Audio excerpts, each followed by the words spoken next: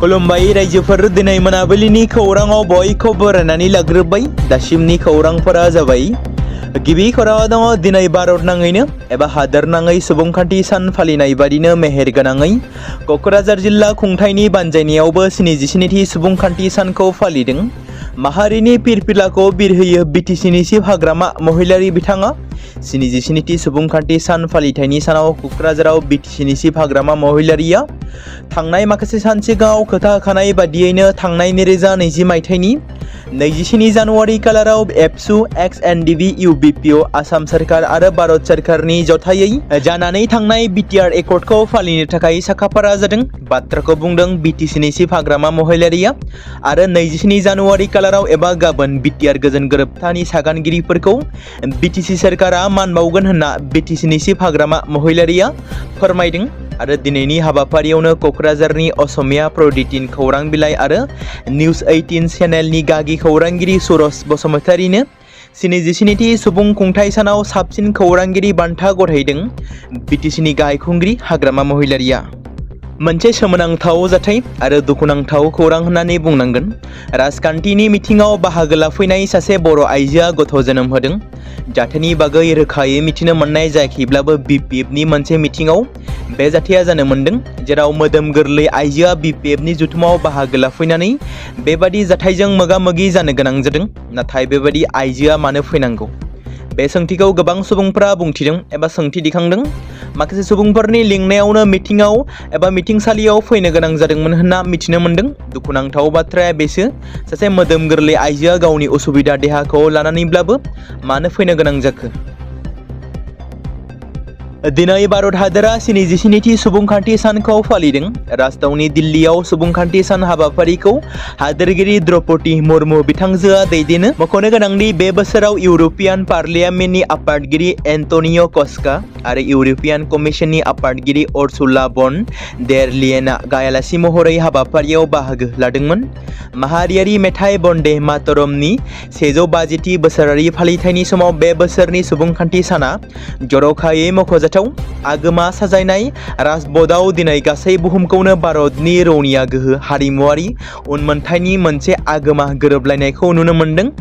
फारियै राफेल, सुख'ई आरो जगुआर बायदि बिरखंफोरा अख्राङाव दिन्थिफुंदों। पेरेड नायनो थाखाय सा 10,000सो जुनिया आलासिफोरखौ हांख्राय हरनाय जादों। हादोरगिरि द्रौपदी मुर्मुआ इउर'पियान पार्लियामेन्ट आरो इउर'पियान कमिसननि आफादगिरिफोरजों लोगोसेनो दोरोङारि हानजा सुरनायाव बाहागो लादों। दिनैनि सुबुंखान्थि सान फालिनाय समाव गोबां रायजोनिफ्राय सौहैनो हानाय गावनि हारिमुआरि मोसानायखौ दिन्थिफुंदों गोबां ट्राइबेल माहारिया। दिन्थिफुंनाय बायदिनो बर' हारिनि बागुरुम्बा मोसानायखौबो दिन्थिफुंहैनायखौ नुनो मोनदों। जिउ खुंनायाव सोलायनाय आरो जानाय हुदाफोरनि गाज्रि जानायनि थाखाय लिरथाय बांनाया आथिखालाव मोनसे सरासनस्रा जेंना जानानै फैदों। देहानि लिरथाया बांनायजों लोगोसेनो देहानि गुबुन गुबुन जेंनाफोराबो बांलाङो। बेबादि थासारियाव जुदि नोंथाङा बारायनाय लिरथायखौ खमायनो लुबैयो अब्ला नोंथाङा गावनि आदाराव गोथां बुट एबा मुगु दालिखौ जाफादेरनो हागोन। गोथां बेट्सआव vitamin B6, vitamin C, iron, fibre, potassium, copper, phosphorus, folate, riboflavin, magnesium, niacin बायदि भिटामिनफोरा गोबां बिबांनि थायो। बेफोर गासैबो देहानि गोबां मुलाम्फा होयो। गोथां मुग दालियाव थानाय फाइबारआ नोंथांनि उदैखौ गोबाव समसिम आबुं लाखिनायाव मदद खालामो जाय बांद्राय जानायखौ होबथानो हायो। मख'नो गोनांदि नोंथांमोना सामब्राम गुफुर, हाइजें, बानलु, लेबुनि रोसि आरो संख्रिजों गलायनानै जानोबो हागोन। मैखौ नोंथांमोना सानफ्रामबो जायोब्ला नोंथांनि गोहोआ मोजां जागोन आरो देहानि थाखाय नोंथांमोननियाव गोबां प्रटिन फैगोन। दिनै 26 जानुवारि भारत हादरनि 77थि सुबुंखान्थि सानखौ बिथा खालामनानै दुलाराय बर' फरायसा आफादनि गाहाय मावख' बड'फा हाउस बागानसालियाव माखासे हाबाफारिनि गेजेरजों फालिनाय जादों। हाबाफारि बायदियै हादोरनि गोथार फिरफिलाखौ बिरहोयो ओंथिगोनां बिबुंथि लाखिनानै दुलाराय बर' फरायसा आफादनि मानव गेदेर आफादगिरि दिपेन बर' बिथाङा हाबाफारियाव दुलाराय बर' फरायसा आफादनि मानव गेदेर गाहाय नेहाथारि कनिन्द्र बसुमतारी बिथांजों लोगोसेनो आफादनि मावथि बिबानगिरि बिथांमोनाबो बाहागो लादोंमोन। पद्मश्री बान्था 2026 नि थाखाय सायख'जादों डक्टर जगेश देउरि बिथाङा सेरिकालचारनि गोजाम हारिमु आरो बिगियानाव मख'जाथाव बिहोमाखौ नोजोर होनानै भारतनि जौसिन नोगोरारि बान्था 2026 नि थाखाय डक्टर जगेश देउरिया सायख'जादों। मख'जाथावदि डक्टर देउरिया जर'खायै क'क्राझार आदाबारियाव थानाय बड'लेण्ड सिल्क पार्कखौ जौगाहोनायाव बिथांनि संदाननाय बिफावखौ बे बिथिङाव मोनसे मख'जाथाव जाफुंसारनाय महरै बयजोंबो सिनायजादों। बिथांनि नाजानाया सेरिकालचारखौ फोथांफिननाय, गोदान दिहुननाय आरो अरायथा जौगानायाव गोबां मदद होदों, जायनि थाखाय जायगानि हारिमुगिरि, आबादारिफोर आरो गामियारि रांखान्थिया मुलाम्फा जादों। थांनाय माखासे बोसोरफोराव डक्टर देउरिया दिहुनथाय आरो गुनखौ जौगाहोनो थाखाय बिगियानारि आदबफोरखौ सोफादेरनायजों लोगोसेनो दोरोङारि मुगा आदबफोरखौ संरैखा खालामनो थाखाय मेंनो रोङै खामानि मावनानै जोबोद बावसोमना दिन्थिबोदों होनना मिथिमोनदों। चिरां जिल्ला दुलाराय बर' फरायसा आफादनि खुंगा 21थि थान्दै जख'न्थाइखौ 24 आरो 25 2026 खालाराव साननैनि मेहेरगोनां हाबाफारिजों सिडली चिरां दख'रानि सिङाव थानाय गुरुबासा ओनसोलनि जोहोलाव सोमब्ला बसुमतारी गेवलां फोथाराव खुंफुंनाया जोबनानै थांबाय। हाबाफारि बादियै थान्दै मेलाव चिरां जिल्ला एबसुनि मानगोनां बुंथिगिरि अबिनाश नार्जारी बिथांनि मासि लानानै सामलायनाय थान्दै मेलखौ बेखेवनानै होदोंमोन दुलाराय बर' फरायसा आफादनि नेहाथारि कनिन्द्र बसुमतारी बिथाङा। थान्दै मेलाव नोजोरबारि महरै बाहागो लायो मिरु एबसुनि गेलेमु नेहाथारि मनिराम बरगयारी बिथाङाबो। भारतनि मुंदांखा क्रिकेट गेलेगिरि हाथरखि रहित शर्मा आरो हरमनप्रीत कौरखौ पद्मश्री बान्थाजों मान होनाय जागोन। बिथांमोनखौ जर'खायै भारतनि क्रिकेटआव रुजुजायै बिहोमा होनायजों लोगोसेनो गोख्रों दैदेननायनि गेजेरजों मुलुगनां गेलेमु मानसावगारियाव भारतखौ मोनसे गोख्रों सिनायथि होनायनि थाखाय बान्था होनाय जागोन। रहितआ भारतनि हौवाफोरनि हान्जाखौ जाफुंसारै दैदेनबोदों। मोननै आईसीसी ट्रफी देरहानो हानायनि रंजानाय बिथाङा लाबोनो हादोंमोन। बिथांनि दैदेननायाव भारत हादोरा 2024 मायथाइनि T20 बुहुम कापखौ देरहादोंमोन आरो 2025 मायथाइयाव आईसीसी चेम्पियन ट्रफीखौबो मोननो हादोंमोन।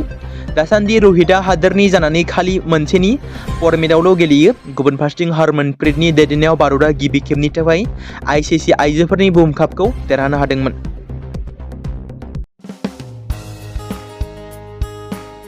बे समाव मोनसे गोनां फोसावथाय बर' सावथुन नायनानै मोजां मोनग्रा गासै बर' रायजो राजाफोरनि गेजेराव लानानै फैदों मोनसे बर'नि OTT प्लेटफर्म गोनां, जाय प्लेटफर्मनि गेजेरजों नोंथांमोना बर'नि गोजाम सावथुनफोरखौ नुनो मोनगोन।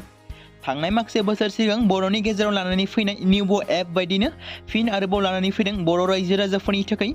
बे बाथ्राखौ मख'नाया गोनांदि 2025 मायथाइनि जानुवारि दानाव ओंखारनाय आंगो स्ट्रीम मुंनि मोनसे OTT प्लेटफर्म गोनां निउबो एपनि गेजेरजों नोंथांमोना गोबांथार बर'नि सावथुनफोर जेरै ट्रेजेडी, रमान्टिक, एक्शन आरो कमेडीजों बुंफबनाय सावथुनफोरखौ नुनो मोनगोन। जेरै सनानि नखर, थांखि गैयै समाज, अनसुला आफा, हिर', बिमा बायदि बाजै, अर, थैसाम, वान्टेड, संदान आरो रं नाम्बार बायदि सावथुनफोरा मख'जाथाव। बेफोर सावथुनफोरखौ नायनो थाखाय नोंथांमोना गिबियावनो आंगो स्ट्रीम एपखौ गावनि मबाइलाव थानाय प्ले स्ट'रनिफ्राय डाउनल'ड खालामनानै लोगोसे इनस्टल खालामनानै गावनि मबाइल नाम्बारजों लगइन खालामनानै लाग्रोनांगोन। बेनि उनाव नोंथांमोना गोबांथार नुनो मोनै सावथुनफोरखौ गुगोल पे, फन पे आरो पेटीएमजों रं नाम्बार सावथुनखौ नायनो थाखाय 60 रां आरो संदान सावथुनखौ नायनो थाखाय 80 रां, वान्टेड सावथुनखौ नायनो थाखाय 60 रां, थैसाम सावथुनखौ नायनो थाखाय 60 रां बेबायदिनो गोबांथार नुनो मोनै सावथुनफोरखौ नायनो थाखाय सुबिदा खालामनानै होदों आंगो स्ट्रीम प्लेटफर्मा। फिन नोंथांमोननि गेजेराव फोरमायबावनो लादों बर' सावथुन नायनानै मोजां मोनग्रा गासै बर' रायजो राजाफोरनि गेजेराव लानानै फैदों मोनसे बर'नि OTT प्लेटफर्म गोनां, जाय प्लेटफर्मनि गेजेरजों नोंथांमोना बर'नि नुनो मोनै सावथुनफोर जेराव गोजाम सावथुनफोरखौ नुनो मोनगोन। बे बाथ्राखौ मख'नाया गोनांदि 2025 मायथाइनि जानुवारि दानाव दिहुनजानाय आंगो स्ट्रीम मुंनि मोनसे OTT प्लेटफर्म गोनां एपनि गेजेरजों नोंथांमोना गोबांथार बर'नि ट्रेजेडी, रमान्टिक, एक्शन आरो कमेडीजों बुंफबनाय सावथुनफोरखौ नुनो मोनगोन। जेरै रं नाम्बार, संदान, वान्टेड, थैसाम, अर, बिमा बायदि बाजै, हिर', अनसुला आफा, थांखि गैयै समाज, सनानि नखर बायदि बायदि सावथुनफ्रा मख'जाथाव। बेफोर सावथुनफोरखौ नायनो थाखाय नोंथांमोना गिबियावनो आंगो स्ट्रीम एपखौ गावनि मबाइलाव थाखानाय प्ले स्ट'रनिफ्राय इनस्टल खालामनानै गावनि मबाइल नाम्बारजों लगइन खालामखांनायनि उनाव नोंथांमोना गोबांथार नुनो मोनै सावथुनफोरखौ गुगोल पे, फन पे आरो पेटीएमजों रं नाम्बार सावथुनखौ नायनो थाखाय 60 रां, संदान सावथुनखौ नायनो थाखाय 80 रां, वान्टेड सावथुन सावथुनखौ नायनो थाखाय 60 रां, थैसाम सावथुनखौ नायनो थाखाय 60 रां, बेफोरबायदिनो अर सावथुनखौ नायनो थाखाय 60 रां पे खालामनांगोन। बेबायदिनो गोबांथार नुनो मोननाय बर' सावथुनफोरखौ नायनो थाखाय सुबिदा खालामनानै होदों आंगो स्ट्रिम प्लेटफर्मा।